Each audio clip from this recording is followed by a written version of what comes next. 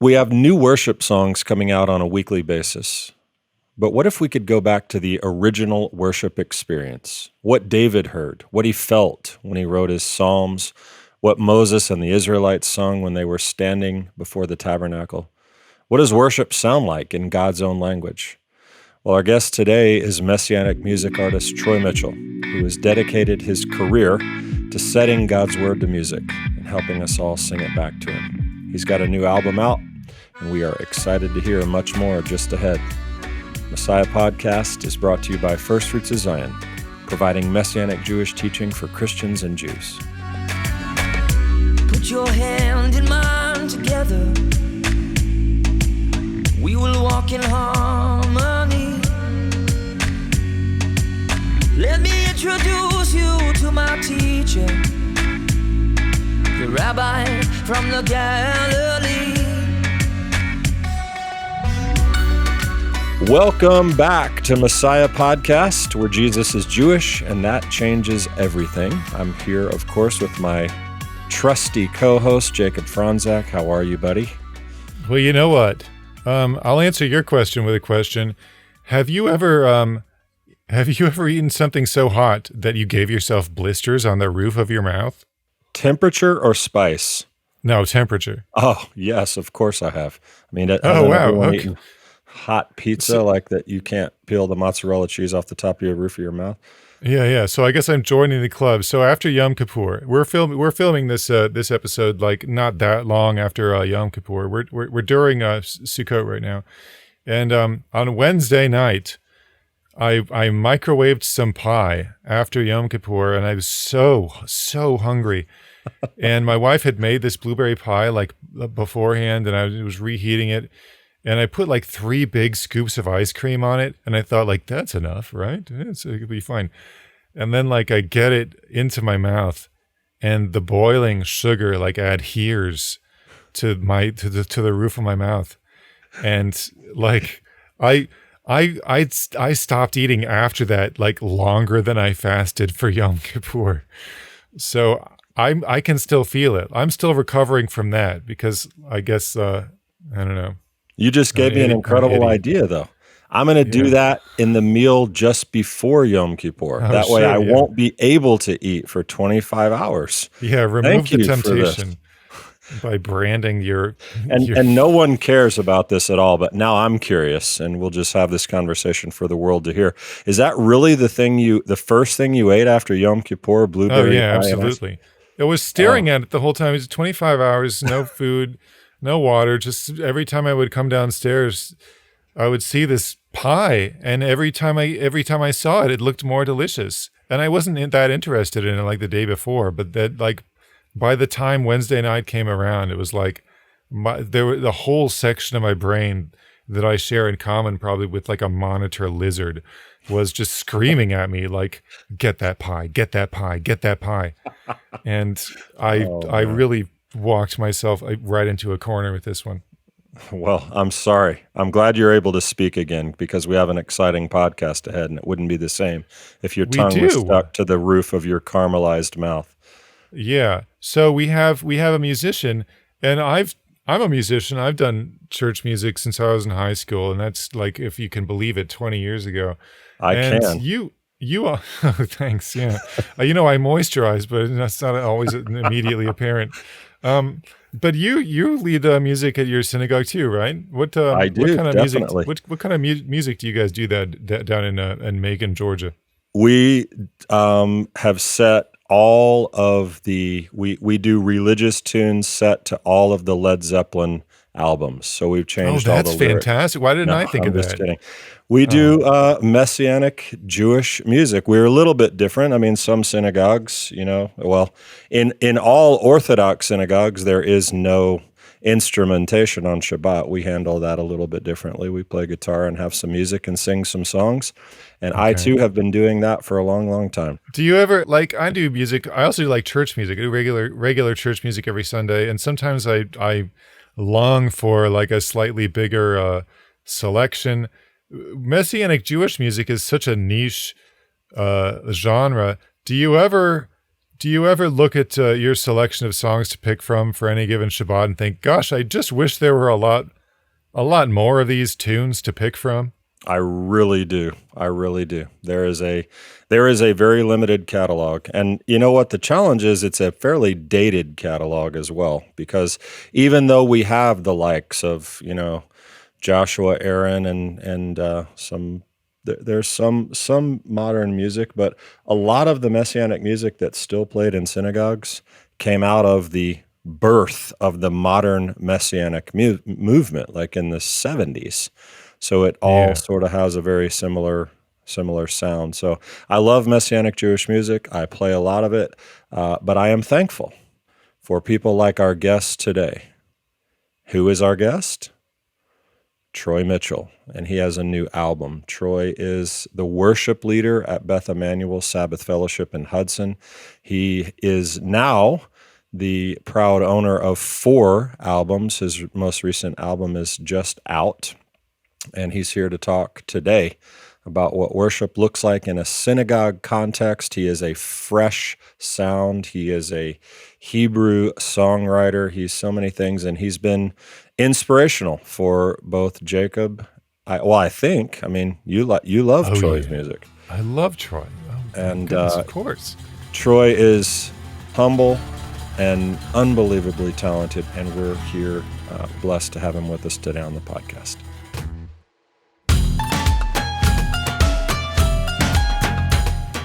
If you want to know the Jewish Jesus, don't miss out on a free subscription to Messiah Magazine, where you'll discover his life and teaching, learn about the biblical festivals, and get connected with Israel. Subscribe for free at messiahmagazine.org. Do it today. Messiah Magazine is a free, donation-supported quarterly publication of First Fruits of Zion. David Malka Mashiach, Malka Mashiach, Malka Mashiach, Yismach Imanu. Welcome, Troy Mitchell.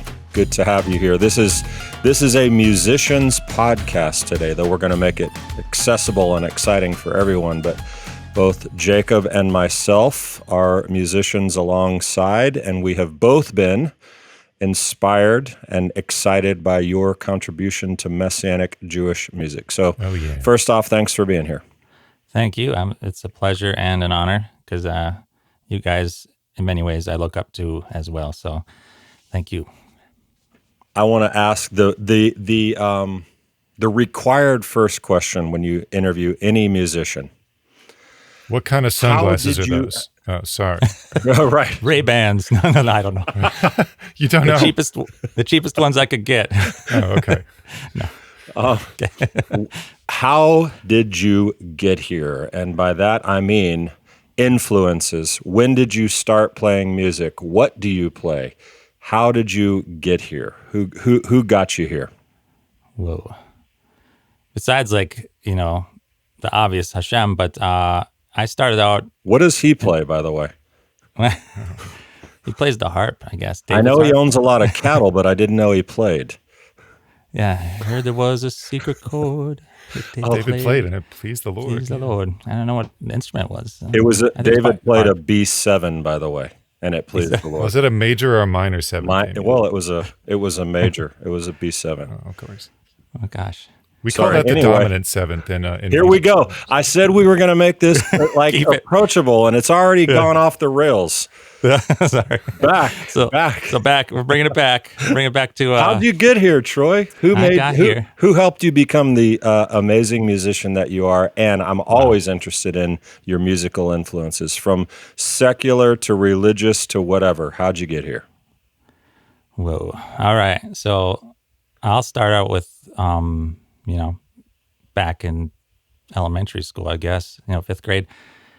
I think my brother was inspiration. He played clarinet and he played saxophone. I started out in clarinet and my fingers just weren't, covering the holes right or something. I just got frustrated with it. So I picked up the saxophone because he plays the sax, and he really inspired me a lot. And also learned my first Michael W. Smith song from him. Ooh. I didn't know any chords. He just taught me where to put my fingers on the keyboard. And played the things, and I just played that thing over and over and over. Was that like My Place in This World? Is that? No, I think it was the album before that. It's like that album. I think it's from the album where he's like, was it like looks like some neon lights are on the cover, and he's got, I can't remember. Was the 80s or the 90s? Probably 80s. I'm guessing 80s. Because I can't remember what song it was even. I can't even play it anymore, I bet. But anyways, he got me into that. He just taught me the chords and then I got in the guitar later on in high school and got in a band, like a Christian band called Bittersweet. We weren't that great, but of course you got a guitar, by the way. Yeah, because, girls aren't that keen on the clarinet player, but man, they like the guitar player. So you saw the future, right? Yeah, I was like, and I saw the shades, like guitar and shades. You can't beat that. Oh yeah. No, it hasn't really helped the guitar in that regard. Well, it helps a little bit. You're married now, right? I am married. True, that's there true. You go. Yeah, she did come to all my shows back in the day. There you go. But if you were playing clarinet, she wouldn't have. No, she's like. No offense to clarinet players who are listening. By the way, I love the clarinet. Who is this loser with the horn? No, I love the clarinet. My mom played the clarinet. So did mine. It's good. Really. I like a good klezmer clarinet. Oh yeah. I like to make that thing wail. Oh, it absolutely slays, man. That's not usually how you hear the clarinet described either. I like to make the clarinet wail. You have to have the skill, Damien. Right. Okay. Michael W. Smith was an inspiration. Your brother was an inspiration. Other genres? Let's see. Jazz. I played in a jazz band in high school. I love jazz and blues. That just like runs through my blood. Although I'm not the best at it, I just can't help but make something jazzy sometimes. So jazz is like a particularly complex art form, though. Is that something you just picked up, or did you have a teacher, or how did you get into jazz, man? Yeah, well, I just loved it, and so I tried playing it, and I wasn't the best, but I played some, and then later on, probably in my mid-20s or something, I found a jazz teacher who taught me how to play jazz piano for a little bit. Wow. It's Bobby Peterson. It's kind of a miraculous story how I met him. I'll just give a little quick story about it. Yeah. So there's a place called, what is it? I can't remember the name of the church. It's a big church. It's up here in the Twin Cities. It's Mac Hammond, I think. Mac Hammond, does that sound like a familiar name to anybody? I don't know. But Mac Hammond, I think it's his church. And they have a Christmas special. And I've never gone to this church. We went there for the Christmas special a long time ago. And they had this guy playing the piano for some of the things. And I thought, I want to learn piano from him. Nice. Like, that would be awesome. I was like, how do I do that? And then I just, it's like, that's never going to happen. But Aaron Eby, he knew this guy. Really? We met him, and he went to like one of his jazz concerts at the Artist Quarter back in the day. And he mentioned to him, without me mentioning to him, that I saw this guy playing. He just mentioned to him, Bobby. He goes, "Hey, Bobby, I have this friend that really likes jazz, and I was wondering if you would, be interested in, connecting with him." And he goes, "Yeah, that'd be definitely." So then it just kind of miraculously happened right around that same time. It's just like boom, boom, boom. Nice. So that's jazz. Next thing you know, you could play Silent Night in a jazz fusion style. Yeah, nobody knew what song I was playing. What's the joke? You can play 3 chords to 1 million people, or you can play 1 million chords to 3 people. It's the difference between rock and jazz. So That's good.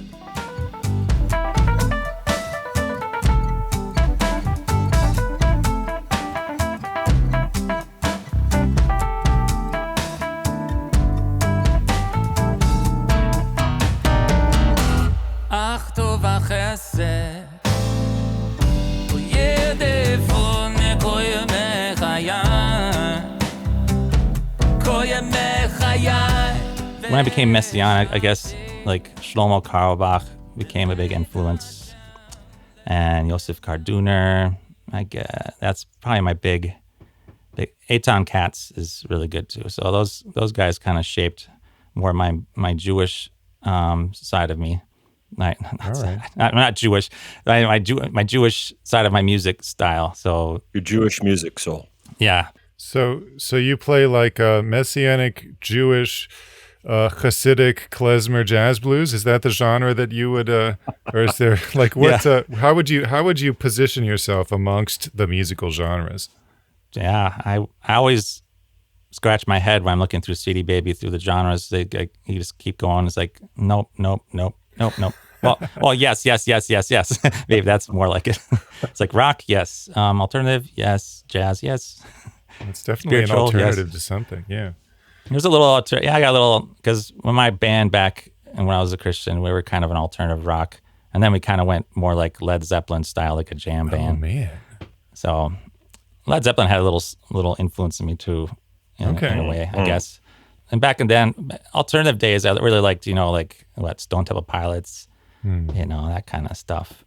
Very Soundgarden. plush. Very plush. Yeah. So yeah, that's kind of where, I don't know. I can't really describe my style. I like to take the music and see where it goes. Especially when I'm recording, I guess more so than when I'm just playing on my guitar. When I play on my guitar, when I'm writing music now, it all kind of sounds either like CCM, like Christian music, or Jewish music. Well, And sometimes it gets funky. Sometimes it gets like more like Doobie Brothers kind of thing. oh, nice. That style too. So Well, so let's talk about Messianic Jewish music artists. Quick answer. Who comes to your mind first as the most well-known top Messianic Jewish music artist in the world? Paul Wilbur. Paul Wilbur. Has Paul Wilbur influenced you in any way? Okay. Not so much. I mean, enough he influenced said. me that I had to play a lot of his songs during worships, worship because- sets. Yeah. There's Which hardly fits- a Messianic service occurring on any Shabbat anywhere in the world where at least one Paul Wilbur tune is not played. Yeah, I guess he did kind of influence in that way. It shapes. It still shapes you as you learn that style, and I don't regret it for sure. Yeah. But Joshua Aaron's probably like down, like slightly under that, or about the same level now. He's kind of becoming the next Paul Wilbur, it seems like. But Yeah. He's But a yeah, he's- Torah Club leader, by the way. Joshua I- Aaron. Yeah. I think I heard that. That's pretty amazing. I thought. Yeah. I was thinking I need to have a collab with him. That'd be Yeah, kinda that fun. would be super cool. I was almost wanting to do it for this album that I put out, and I was like, it's just not enough time. I thought that'd be Understood. really cool. Have him like do like a little verse on there. That'd be pretty sweet. Yes. That would have been great. It would have been awesome. Maybe in the future, I'll do a single and maybe put him on there, and that'd be kind of fun. Yeah. Yes, and Jacob and I would like to do that with you too. So we're yeah. going to say yeah. that publicly so that we're held accountable to it.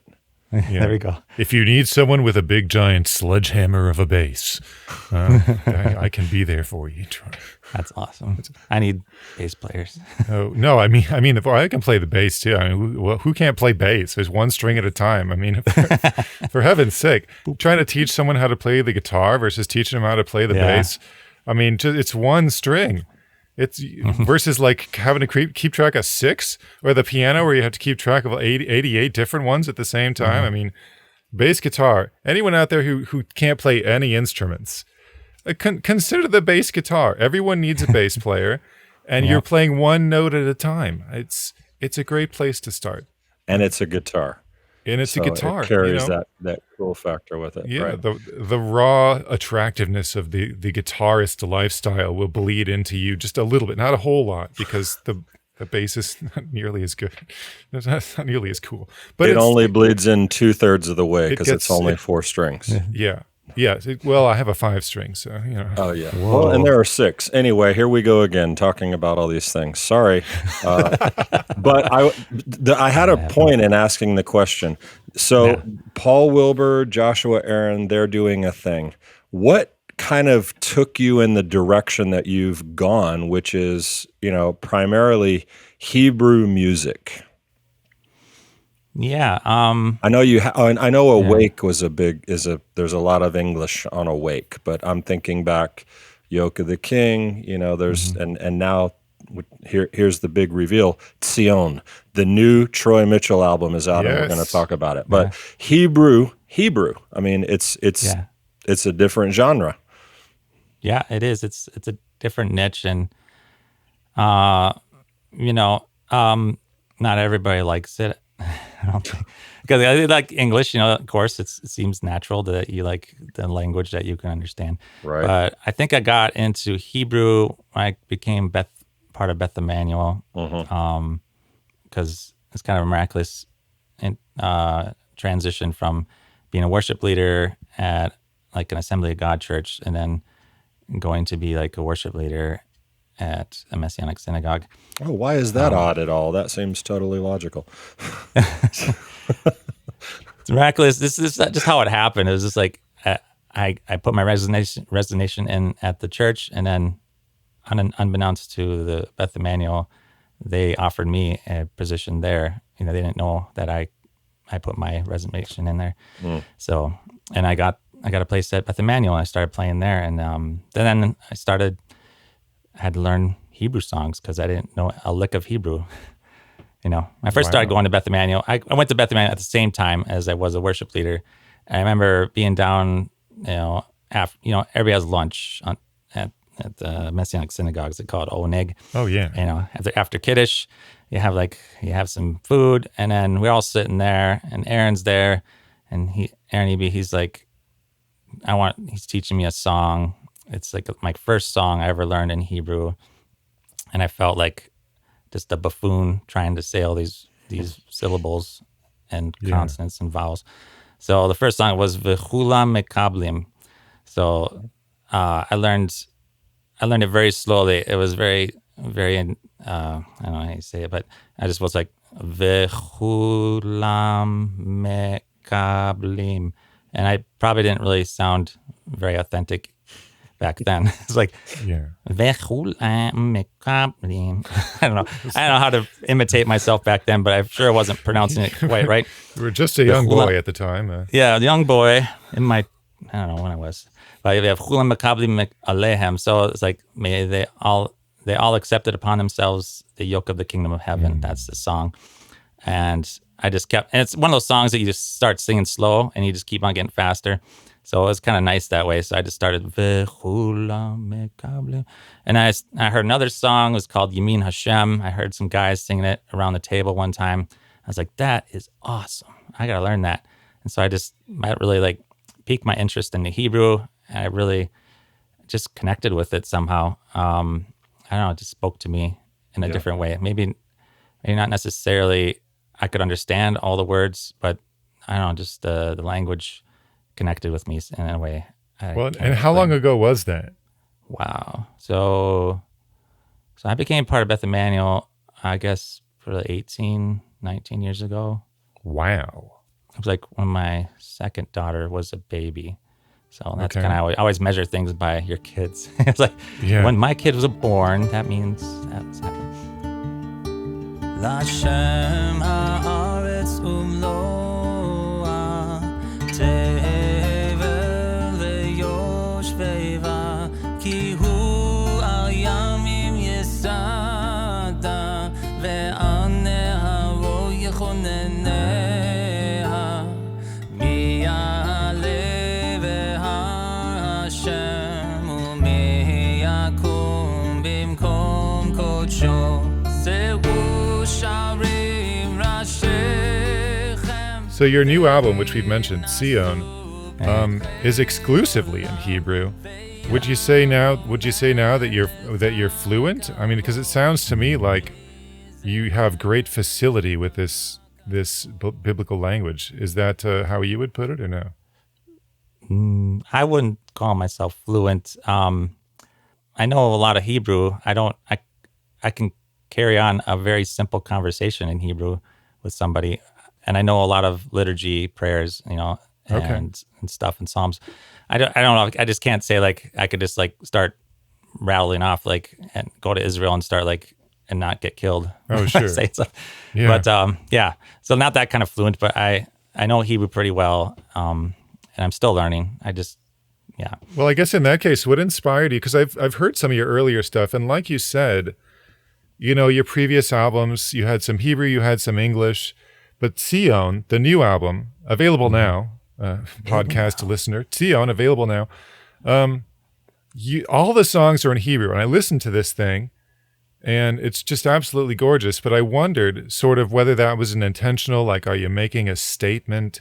Is this like the next evolution of Troy Mitchell's style? Like it's only Hebrew from now on? Or is this like a theme of the album?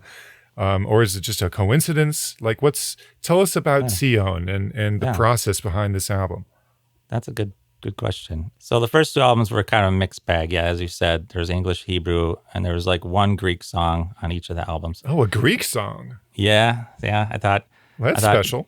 Yeah, I thought that would be special, but nobody else thought it was that special. Well, I'm sure Except there's for one guy in Greece said, that's pretty cool. Yeah, there's like one person in the Greek Orthodox Church who's like, this is what I've been waiting for. How come I only got one of these? Yeah. When I did Awake, I was like, I really like Hebrew. I like doing Hebrew songs, but I also want to have English songs as well. I just thought I would try to do an English album and see how it takes and see what people think and how people like it and if it takes off.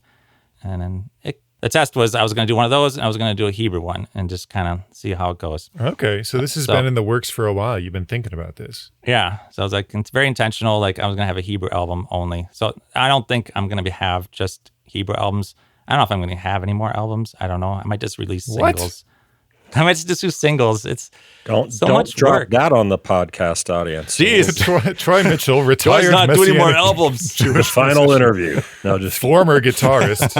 I mean, it could happen. It's just so much stress and a lot of work. It's.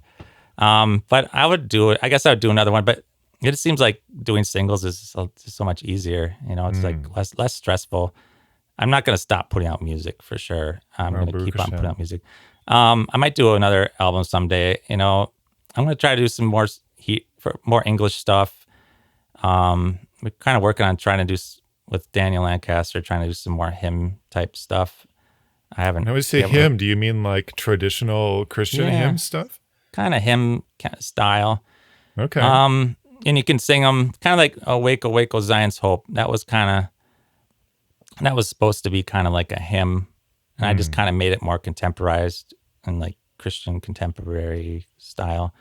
But you can take those lyrics and you can sing pretty much most old hymn melodies. So it's like, awake, O Zion's hope.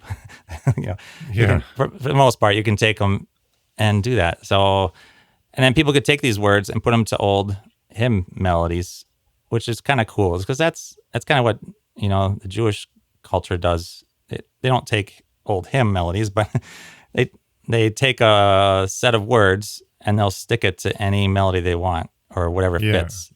So there's like 10 melodies to Yom Ze Mechubad or Yom Ze L'Israel. So that's kind of it might be a project coming up. I might work on that as well. The Hebrew hymnal. I like it. Ooh, it's even alliterative. Yeah, it'll be in English, so everybody will be able to sing along. And then if people want Hebrew ones, they're going to have to do that themselves. Oh, no. Well, so let me ask you about the inspirational theme thread that's running through Tzion. I understand why it's in Hebrew. I understand that was in your mind. What's the inspiration content-wise? What's the message of the record? Is there one? Yeah, I think Sukkot, it has a lot to do with Sukkot. There's lots of songs on there that are very appropriate for the season. And a lot of prayers that you do say during Sukkot. So there's like V'samachta bechagecha, you shall rejoice in your holidays, and you shall surely be happy. Or David Malka Mashiach, that one is like David, the anointed king, may he rejoice with us. And that's liturgy. That's part of liturgy. It's part of liturgy in Milaveh Malka, and it's also at the end of Simchat Torah when you're dancing around the scrolls. And I think the last round when you bring the Torah scroll around, there's this part in the liturgy that says that. It says, David, the anointed king, may he rejoice with us. So I always think about that when I'm thinking about that song. I think like someday, I'm going to rejoice with Mashiach, as we're carrying the Torah around, and one day he'll be there with us, and we'll all be in like a big dance circle and just rejoicing. So I look forward to that. So it has this very Sukkot feel, and that's very appropriately. We released it right before Sukkot, and that's kind of nice. And Tzion is kind of, that's redemption. Sukkot is kind of like the end, and Tzion, you're all looking forward to Tzion. Yeah. And I guess, I don't know if you want me to go into like the album cover and that kind of thing with that, but yeah. Well, why not?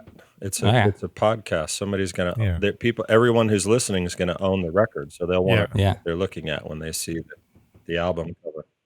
And by the way, we're recording this during Sukkot. So as soon as you got to get the record so that you can sit in your sukkah and listen to these songs and be a part. Let this be a part of your Ziman Simchatenu, your time of rejoicing. Album cover, Troy. Sorry, what do we got? Definitely. So there's the guitar I used in there is from my brother. He makes handmade guitars, and I was able to acquire one. Thank you, Terry. So he makes it's called Vine Guitars, and this model he has is called Tzion. And when I don't know what came first, the chicken or the egg, but I don't know if I named the album first or I got the guitar and I thought that should be the name of the album, Tzion. But it's very appropriate. So there's a lot of pictures of the guitar in the album. So people are wondering, like, why is he taking pictures of his guitar? That's really weird. But no, it's because it's Tzion. That's the name of the guitar. And so that has a lot to do with it. So the front cover it says Tzion, and it has like Magen David around it. The Magen David is formed from a Psalm 67, which is one of the songs on the album. And that picture is called the Shiviti. That word comes from Psalm 16, where it says, I've placed the Lord before me always. And these Shivitis usually have Hashem's name in the middle of it. So I'll have like the four-letter name of God, which is cool. It's then usually put on your eastern wall. It's kind of like just helps your kavana. Like it's kind of like a focus. You're setting the Lord before you. It's like you're literally setting Hashem's name before you. And then, so you pray. It just helps you mark that direction where Jerusalem is. So that's kind of the thing. There's other versions of it. There's like one that has a menorah. That's what we tried to get first. So Psalm 67 is shaped in the form of menorah, and then Hashem's name is above it. So that's the initial one I wanted to do, but it just wasn't working out. Yeah. And so we went with the Star of David version and Tzion. That's cool. I'm also now intrigued and will be speaking to your brother and saying, I know your brother. Would you build me a guitar? You make me a guitar? Well, and he'll say, yes. Will you pay me for it? And I'll say, I'm looking at these guitars, by the way. Are they named after your children? Yeah, as you'd think. He has a Zion, and he has a Eden and a Miriam.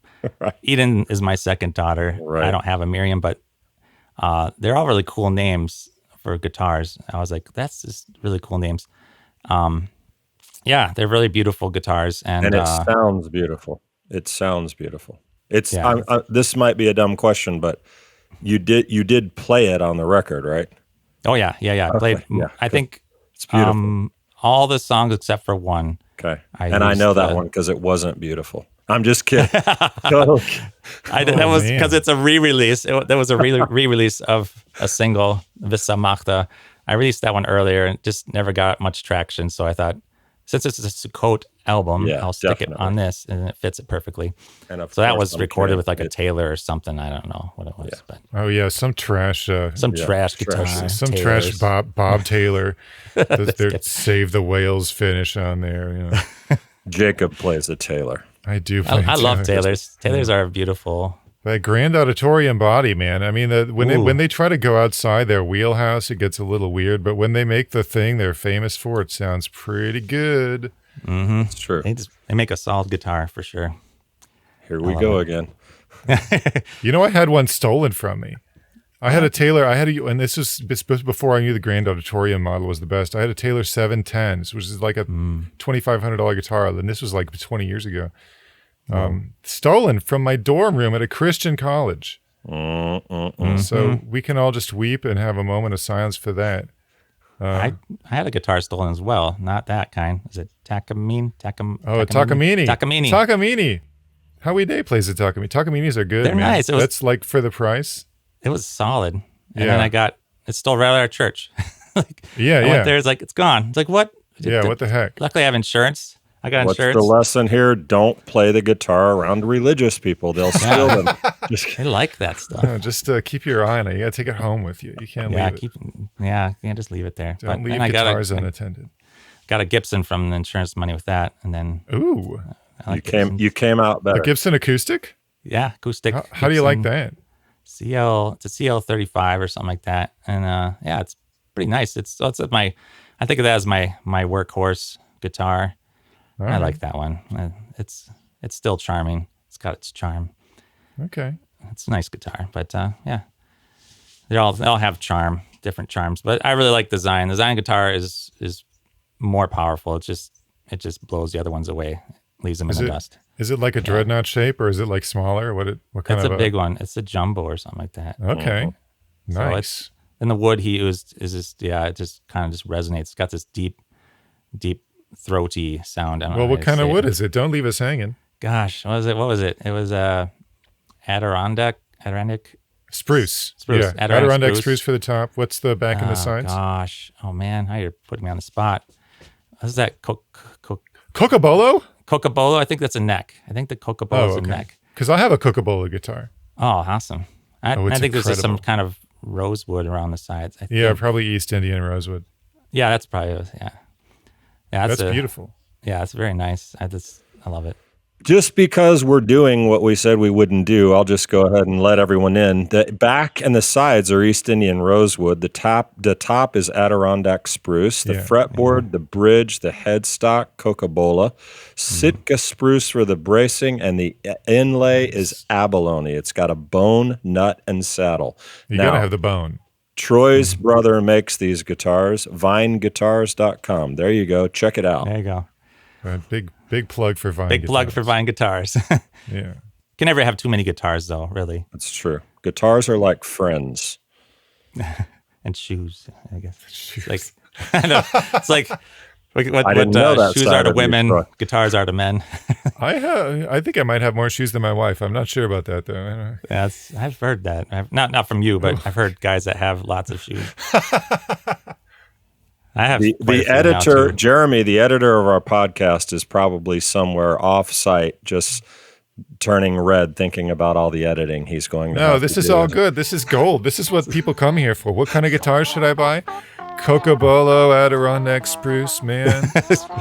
Troy, what's your favorite style of loafer? I'm just kidding. Please, let's not do that. I got bad feet. I don't wear shoes. I wear sandals most of the time. So there we go. Bad feet.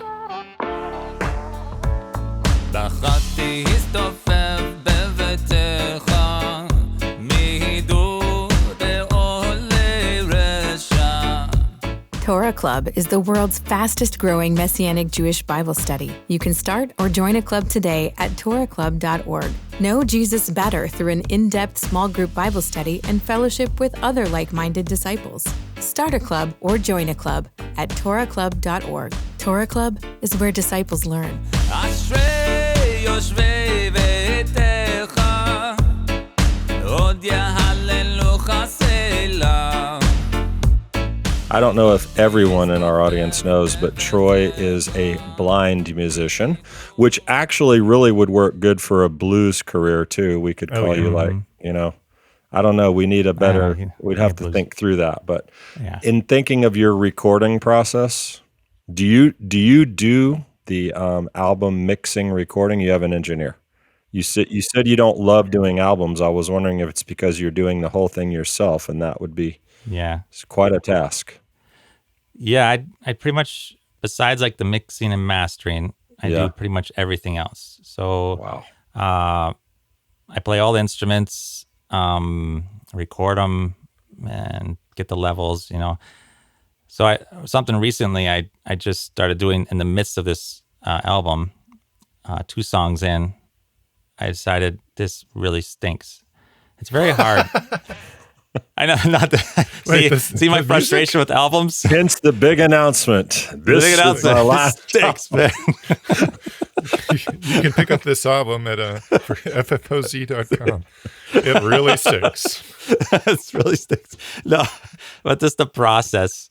So I'll describe it, and you'll probably agree with me how it stinks. So basically, I have this like Tascam DP24 recorder, getting technical again, all-in-one recording, thing. So you plug your mic into it, and then you plug your headphones in, and you start recording, which is great. It sounds like really easy, except for it has like this digital display on there, which I cannot see. Right. So anytime I want to create a song, anytime I want to check levels, save a song, export a song, anything, I have to like call my kids over and it's like, kids, can you see this and do this and, Nice. and like it's really, really, really annoying to have to like pull on them and use them like that. So that is 2 songs in, and it doesn't have a sequencer on it, so no quantizing. So you have to like really play the beat exactly. I'm like playing these drums in. I'm like, it's just slightly off, but it's really annoying me. It's like if I could just quantize, hit the quantize button. If I had one of those, I'd just sync it right up and then I'm done. But no, I spend 2 hours trying to make a bass drum part. It's like, oh no. I just got really. So that's what stinks. So all that kind of combined, and I said I need to figure something else out. So I just went online and went on like Facebook, and there's some blind groups that are specific for blind people in technology. It says, is there any recording stuff I can get as a blind person to so I can record stuff? So then I looked at they suggested some group that helps train people, and I also started searching around other places like YouTube and looking into Pro Tools. So I got a Pro Tools set up and a Mac, and found this WhatsApp group for blind people that use Pro Tools. And so these groups, they help you and they show you how to use this with voiceover. So I can check all my levels all by myself. I can name a song, I can export a song, I can do tons of stuff, and I'm still learning a lot because there's just so much to Pro Tools. Wow. And then there's another like Complete Control, but it's all spelled with K's instead of C's. Yeah. Complete Control, they have an accessible keyboard. It's right here by me. Probably can't see it, but Complete Control, it's really nice. It has this speech option. You hold down the shift and you press whatever button, and then it starts talking in your computer. So you could touch the knobs and it'll tell you what they do, and it's really accessible. So I've been just floored by that. So it's just been night and day. And it took me like 3 months to like start learning that, or 2 months. So I had a big pause in the middle of my recording process, just like banging my head on desks and stuff like that, because it's learning all this stuff. I'm just learning all over again, because it's not like it was back in the day when I recorded. Like Right. the reels and Right. real consoles, and it's a different animal nowadays, and there's a lot more terms. It's just not just simple stuff anymore. So that's how I do it as a blind person. That's impressive. It's very, very Oh impressive. yeah. Right. Yeah, it's amazing. So that's a little bit on the technical side of your process. I wondered on the creative side, because I don't know about Damien. I've never had a problem learning other people's songs. Like when I was in high school and started doing this worship leader thing, it was Hillsong and Vineyard and whatever, and then it was like Chris Tomlin and Matt Redman, and now I don't know, Bethel and Vertical Church, and I don't have a problem learning other people's songs. You're out there writing your own songs, which is a whole different beast, creatively speaking. And I wanted to ask about that a little bit, and specifically, because you're the worship leader at a synagogue, at a Messianic synagogue that actually takes the halacha seriously, and on Shabbat and Yom Tov, the high holidays, you guys don't have sound reinforcement, and you don't have any instruments, correct? That is correct. Yeah. So for those of our listeners who don't know, you can't play instruments on Shabbat and Yom Tov for a variety of reasons because, it's Shabbat, it's a holiday. And I wondered about, because, you listen to a lot of music today and it's great and I love it. I just got the new Ren Collective album and I was listening to it all the time. But sometimes, they rely on the instruments to fill in where maybe they don't have anything to say or any like melody to sing. Whereas in traditional like synagogue melodies, all you have, because you have to be able to sing this stuff on Shabbat and Yom Tov, all you have is the melody. So you're there, and I've been there at Beth Emmanuel when you're leading your canting and stuff on Shabbat and Yom Tov, and it's just the voices, it's just the melody. And I thought, well, that's kind of interesting because that's like a different approach to songwriting, right? If all you have is the melody, then you're going to pour all your effort into that, and the melody has to be good and it has to be memorable. So I wondered if that like had influenced your general approach to songwriting.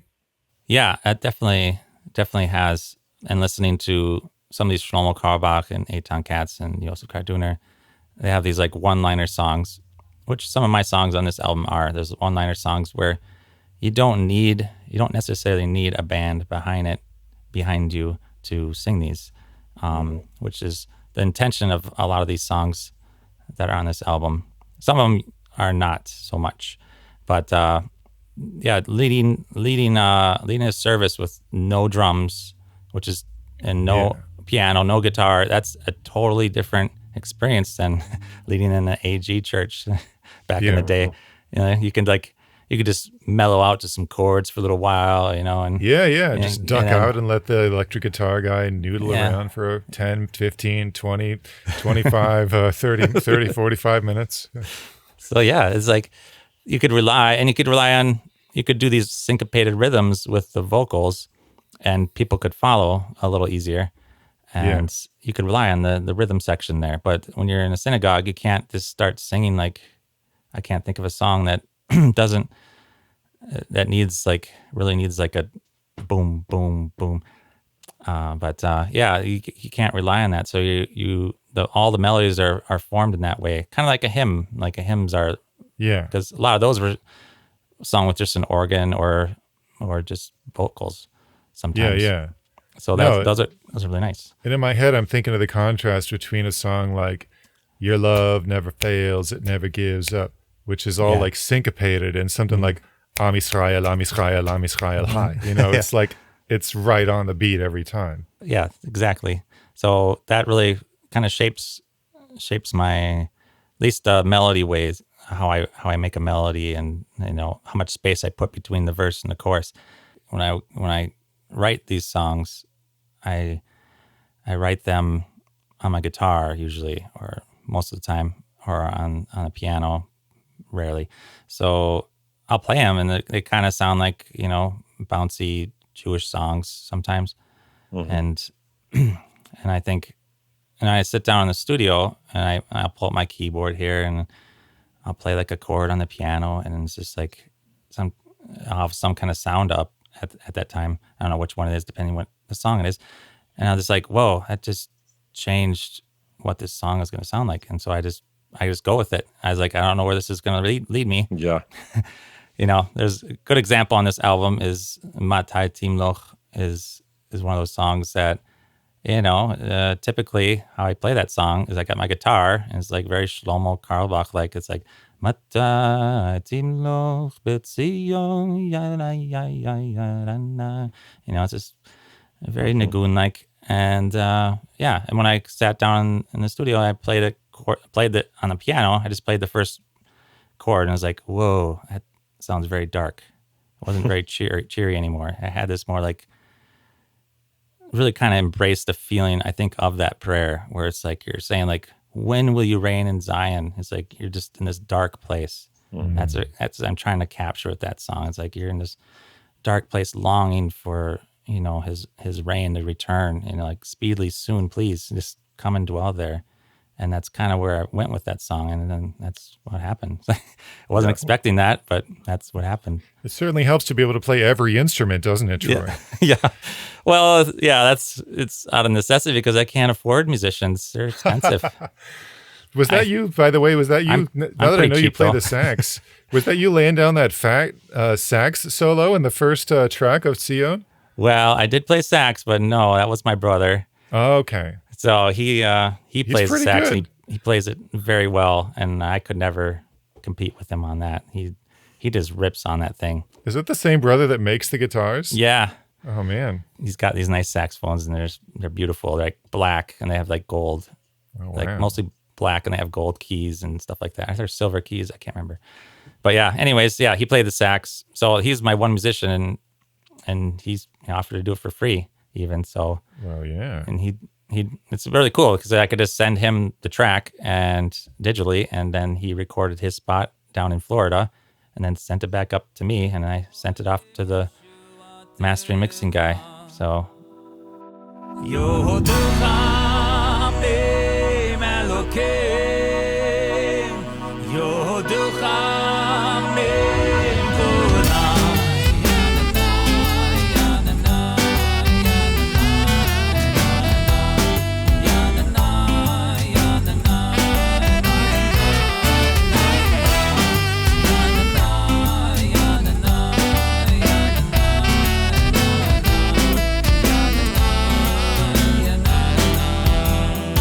You've mentioned your quote worship leader past. That's your career.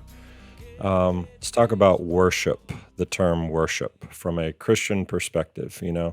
We have, well, from a Jewish perspective, it means one thing, and we have a lot of different words to talk about worship: avodah, service. We have shecha, we have hallel, we have all of these different things, each with their own sort of individualized meaning. But when we think about we're going to worship the Lord in church, it usually means pick up a guitar and let the band go, and we're going to, raise hands and sing, right? mm-hmm. What is in your mind as a musician playing primarily Jewish music and sometimes even not doing it with any instruments? What is worship from a Jewish perspective? What does it mean to worship God? As I guess as it connects to music too, because there's Yeah. a lot of different ways to worship God, but I mean in a musical sense. In a musical sense, yeah. So yeah, you just said it. Yeah, it's like worship in a Jewish context is in daily life. It's like Right. everything becomes that Mhm. in a way. So in the music sense, it's kind of like it's more like getting. They call it kavana. Like your kavana is like your intent. Yeah. Like your focus. Your focus in worship, like how much your heart is really into it, and you're connecting with the words. Your heart attitude. Yeah, you're connecting with the words. The words are popping off the page, and they're coming alive as you're reading them out of the prayer book and stuff like that. And different levels. There's different levels, I think, of kavana. I don't know them personally, but yeah, worship is like connecting with the words, and then obviously use those words to connect you with the Creator. I would put it that way, simply. I think that's the way I would describe it. Yeah, I like it. It's good. But it's mostly your soul. Yeah, getting your soul to connect with Hashem. Very Shlomo Karabakh. Yeah, absolutely. Mm-hmm. So, a lot of good things. It's going to take people a second to figure out where this is going. A lot of good things started in the 1970s, right? Damien, did you get your start in the 1970s? I did. What about you, Troy? 1972, as a matter of fact. Yeah, I started in the 70s. All right. So you know what else started in the 1970s? Messianic Judaism, the modern Messianic Jewish movement, and the modern Christian, like contemporary music. No longer just organs and pianos, but we got electric guitars and drums Jesus and all music. that. Yeah, Jesus music. A lot of stuff grew out of this Jesus movement back in the 1970s. Interestingly, contemporary Christian music grew into $1 billion industry. Messianic Judaism Not so so much. much. However, as someone who is a contemporary musician and who is inhabiting this Messianic Jewish space, you're in a unique position to tell us, what do you see as far as the future of the Messianic music scene? Is there a demand for this kind of music? Is it growing? And, who listening out there to the podcast might be interested in picking up, for example, a Troy Mitchell album? Yeah, Messianic Judaism is a niche. So it's a hard thing to succeed in. I don't know how well it'll catch on. I think Joshua Aaron probably does a pretty good job because he kind of is connecting more like a worship music style and that kind of thing. I think Paul Wilbur is similar to that. I think as people awaken to Jesus, being Jewish and stuff like that, some of this stuff could catch on. Maybe they won't necessarily like the Hebrew songs, but then again, there's like Mikedem, and they're kind of taking off as well in their own right. And every one of their albums is all Hebrew. So they're finding their niche, and so I think people have an appreciation for it. It's just going to take some time. And I don't know if my stuff is going to replace, I Could Sing of Your Love Forever, that song or something, Nice. or Shout to the Lord or something like that. But Oh, Darlene Zischek. That's a callback right there. yeah, there's a lot of good stuff way back there. I remember playing all those songs. But Jewish music, when they play it, it's sometimes like in a normal Jewish context, they don't have worship services like that. Like they don't, all right, we're going to sit around and read slides and worship to this song, this band. Right. Jewish context, they have kumsitz, or like farbringings and stuff like that, where you it's like a concert, but you're kind of like, you're part of the concert.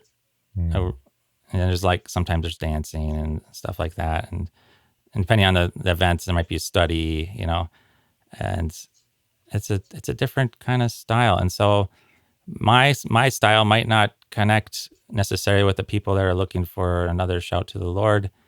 Although some of my songs, that's what kind of Awake was. Awake, I kind of did more contemporary style, more contemporary Christian style. Yeah. And I thought people could use that kind of stuff if they wanted to. And so that's out there. But I could do both. But I think there's different niches, and I hope it takes off. Just kind of hope, like I hoped Greek songs would take off. That didn't happen. But maybe Greek songs will pop. Who knows? Well, you got a head start. I got a head start. This classic. I'll be like the Paul Wilbur of Greek music or something. But I don't know. I don't know a good answer to that. What's going to happen? I hope it takes off. Me too. I mean, I think there's an authenticity to your music. I remember meeting Dennis Jernigan back in the day. He came to Langley Air Force Base when my mom was stationed there, and I was still a kid. And he wrote, I don't know, some of our listeners will remember the song "All in All." You are my strength when I am weak. You are the treasure that I seek. You're my all in all. And I had sung that song in a youth group so many times. Yeah, so Dennis Jernigan wrote that song, and he was doing something where he was like, even if you only had a few people, he'd come to your military base and he'd perform.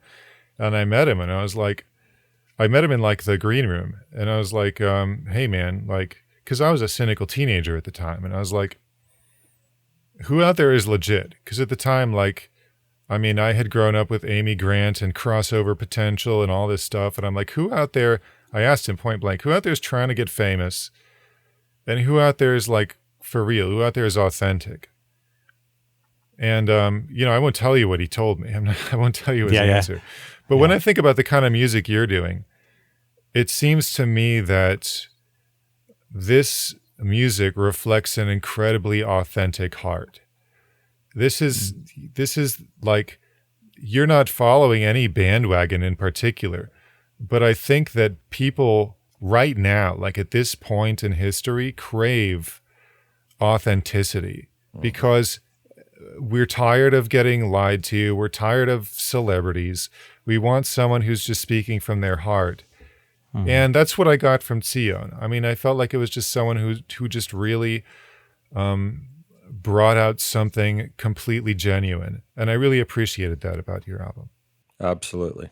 I would second that to say that musicians, I think so many musicians start out because they have been inspired by an idea or something that they want to share with the world. And it's a God-given thing in our world that you feel that there's a message to communicate. And sadly, to Jacob's conversation with Dennis, I mean, it does change for a lot of people. You begin to have to fit the mold. You begin to have to sell records or do tours when they used to have tours, and it becomes about money. There's nothing wrong with pursuing success. That's not what I'm saying. No. Yeah. But what I sense from you, Troy, and have always sensed in our personal interactions, playing guitar by a fire, watching you lead at Beth Emmanuel, whatever it is, you do it because you love it. And God has, and that's never changed for you. And so when I listen to you talk about a record that's in Hebrew, that, well, you know what? I hope everyone likes it, but this is the language, this is the sound, this is what God's given me to share with the world. My hope and prayer for you is that more and more people will come and see that that is an authentic expression of worship. And so I'm thankful for your career, your heart, all the things that you have given to make Messianic Jewish music what it is. You've been a contributor in my life, and I'm thankful. Oh, thank you. I appreciate that. Well, we've come to the end of our scripted questions, but at the end of every podcast, we like to shoot a few rapid-fire questions at our guests. We don't give them these questions in advance. We ask that they answer off the top of their head, and all we can promise is that the stakes are low. So Troy Mitchell, worship leader at Beth Emmanuel Messianic Synagogue, author, director, producer, writer, performer of at least 4 Messianic Jewish albums. First question, what's your favorite jazz album of all time? McCoy Tyner. I don't know the name of the album. Can't think of it. Sorry. Okay, so listen to every McCoy Tyner album. Good. Okay. All right, second question. A lot of your songs are in minor keys. What would you say is the saddest of all keys? E minor. Oh, so close. We were looking for D minor. I was going to say that. It was off the tip of my tongue. I was like, but E minor is so much easier to play on guitar. So It's true. So all right. Third question. Dream collab. If you could collaborate with any musician alive or dead, who would it be? oh gosh. Shlomo Carlebach. There we go. Nice. Very good. Fourth question. What brand of pick do you use? What are they? I get confused with the golf balls. Dunlop or Duncan? No, it's Dunlop. The ones with the ridges, or are you using the Tortex? Tortex. Okay. So the medium. That's solid. I think they're like green or yellow or something. The yellow ones. Tortex green, Tortex yellow. Somewhere around there. Who knows? Yeah, who knows? I don't blind. I don't know what I think. I just like that one over there. And finally, your favorite variety of apple to dip in honey on Rosh Hashanah? Honey Crisp. Honey Crisp. Oh, pulls. Oh, very convincingly. I don't into even the have lead. to hesitate there. You don't even hesitate. Oh, man. It's the apple of the Messianic era. Absolutely understandable. It's my wife's favorite as well. I've got a couple of them out in the back. We're waiting for the time when they produce millions of ripe apples. Oh. All right, Troy Mitchell, how can our constituents, our listeners, get in touch with you, keep track of your career, support you financially, buy your album? Where can they find you on the internet? All right. You got a lot of options. Besides FFOZ, you can get all the albums there and digital hard copies. You can find me on Spotify, iTunes, all your streaming services as well. I think Tzion just came out on Spotify the other day, so that's up. Not making me any money. So I have a love-hate relationship with Spotify. So Sure. But it's there. So anyways, I don't want to belabor the point. Patreon, if you want to support me, Patreon's probably the best way. If you aren't familiar with Patreon, you can support artists and other different kinds of people that are doing things, and you kind of pledge a monthly support at different levels, and you get certain access to different content. Nice. Like my VIP patrons, they've had all these songs for like a month or two. Wow. And so they know it. They know the stuff. So that's the best way. Patreon. So Patreon, Troy Mitchell Music, Troy_Mitchell_music or something like that. So look me up on Patreon. So there you go. Excellent. Thank you again for being here, my friend. Look forward to spending some time with you in the same room with a axe in hand at some that'd be point in the beautiful. near future. Oh, yeah. Yes, please. May it be so. Pray that your heart comes through for people as they listen to the new album Tzion. Everybody pick up a copy, enjoy, sit in your sukkah, and then listen to it long after that. Take care, Troy. Thank you. Thank you, Messiah Podcast listeners. We appreciate you. We are thankful for your support and ask. First things first, you got to hear Troy's new album. So go to ffoz.com and you can get yourself a copy of Tzion there. As far as this podcast goes, we keep doing what we're doing because of you, and we would appreciate your 5-star reviews. Smash that subscribe button and tell your friends about Messiah Podcast. Until next time, blessings to you all.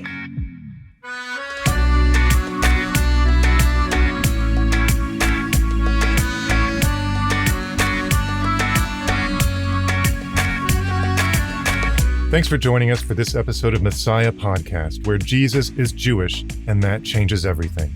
This podcast is an extension of Messiah Magazine, available at messiahmagazine.org. If you enjoyed this episode, be sure to subscribe and leave a review along with a 5-star rating wherever you're listening now. Today's podcast was hosted by myself, Jacob Franzak, along with Damian Eisner. Our executive producer is Boaz Michael, and the editor-in-chief is Daniel Lancaster. This episode was directed and edited by Jeremy Schoenwald. Original music was written and performed by Joshua Aaron. The show notes for Messiah Podcast were edited by Candy Bishop and are available at messiahpodcast.org. If you are interested in learning more about the Bible from a Messianic Jewish perspective, check out Torah Club, which is an international network of small study groups who meet weekly to study the Bible together from a Messianic Jewish perspective. To start a club or join a club, go to torahclub.org. Until next time, shalom. Let his word cover you and me, like the waters cover the sea. Let his love cover you and me, like the waters cover the sea.